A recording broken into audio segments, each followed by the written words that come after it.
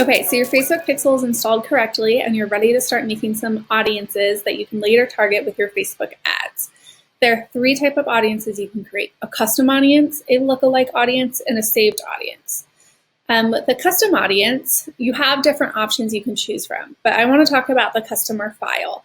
This is where you use your customer files of your customers or your prospects, and you upload this list to Facebook to create an audience from those matches. So Facebook will go through and match the same Jane Smith to a Jane Smith Facebook profile, and that way you can target those people directly. So if you wanted to start cross-selling your products to certain customers, you can upload this audience and target them specifically with specific cross-sell ads.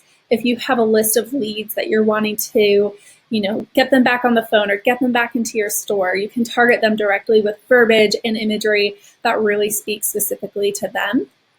It's a really great tool to start, and it gets you really specific to the people that you want to reach. A lookalike audience is where we take that list of your custom audience, so of your customers, and Facebook's basically going to try to find their twin. So it's going to find what they call a lookalike by their interests, their behaviors, their demographics, finding the people who look just like the people that are already buying from you. So a lot of times we see people build a lookalike from their top customer list, building a lookalike from people if they're wanting to push a certain product, people who buy historically the same type of brand that or product that you're wanting to continue pushing. And then you have a saved audience, and this is where you can get really creative. You can combine it with your custom audience, so you can target your customers and then be really specific about the geography. You can target the whole country. You can target by a city. You can target by a zip code. Then you can get as specific as you need to get. You can exclude certain regions. If I wanted to exclude Madras and not hit Madras, you can always look at the map and see exactly where you're targeting, exclude, include all the geographic areas that you need to really make this as honed in as specific as you need. Age range, you can adjust from 18 to 65. You can play with the gender. You can, play around with different languages if you want to target English specific or Hispanic or a range of things. Detailed targeting, this is where you can type in different demographics, interests, or behaviors. So, I'm targeting Bend, Oregon. I want to find other digital marketers. So I can type in my keywords that I'm looking for, and Facebook will come up with a list of suggestions that they think is in line with what I'm looking for.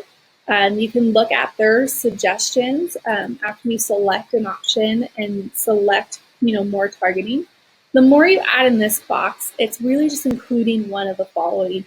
So I'm targeting 18 to 65 who live in Bend, Oregon, who is a digital marketer with their interests. They have interests on online advertising or social media marketing. And I want to narrow it a little bit further. I want them to be, their job title is their house mom. They're a full-time mother and housewife, they're a mommy or housewife. These are really job titles, what people are filling into Facebook on their own. And then, I want to exclude maybe people who are self-employed. And,